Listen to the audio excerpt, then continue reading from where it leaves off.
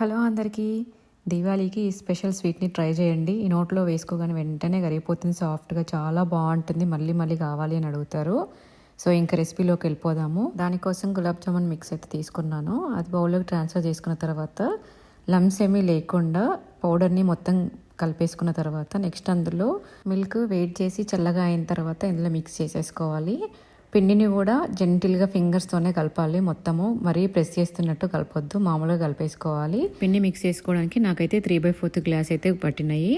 Next పిండి కలిపేసుకోవడం అయిపోయిన తర్వాత అందులో కొంచెం గీ వేసేసుకొని మిక్స్ చేసుకొని 1/2 అవర్ పక్కన పెట్టేశాక షుగర్ పాకం కోసం అయితే షుగర్ని కూడా 3 కప్స్ అయితే నానబెట్టేసాను. ఎంత కప్స్ అయితే షుగర్ తీసుకున్నామో సేమ్ క్వాంటిటీ వాటర్ కూడా యాడ్ చేసేసుకోవాలి. ఆఫ్టర్ 1/2 అవర్ తర్వాత ఇంకా బాల్స్ని ఇలా ప్రిపేర్ అయితే చేసుకోవాలి. పిండిని కొంచెం ప్రెస్ చేసినట్టు చేస్తే క్రాక్స్ ఏమీ లేకుండా వస్తాయి గులాబ్ జామున్ అయితే. సో నెక్స్ట్ ఇంకా అవన్నీ చేసుకోవడం అయిపోయిన తర్వాత షుగర్ పాకం కోసం షుగర్ని స్టవ్ మీద పెట్టేసుకొని వేడి చేసేసుకోవాలి. అది మంచిగా పాకం వచ్చే లోపల ఆయిల్ కూడా పెట్టేసుకుంటే ఆయిల్ కూడా వేడైపోతుంది. షుగర్ పాకం జస్ట్ స్టిక్కీగా అవుతే సరిపోతుంది. అది వచ్చిన తర్వాత ఇలాచీ పౌడర్ వేసేసుకొని స్టవ్ని అయితే ఆఫ్ చేసేసుకోవచ్చు. ఇంకా పక్కన ఆయిల్ కూడా వేడైపోయిన తర్వాత అందులో గులాబ్ జామున్ ఇందాక ప్రిపేర్ చేసుకునే బాల్స్ వేసేసుకొని మంచి గోల్డెన్ కలర్ వచ్చేంత వరకు ఫ్రై అవ్వనివ్వాలి.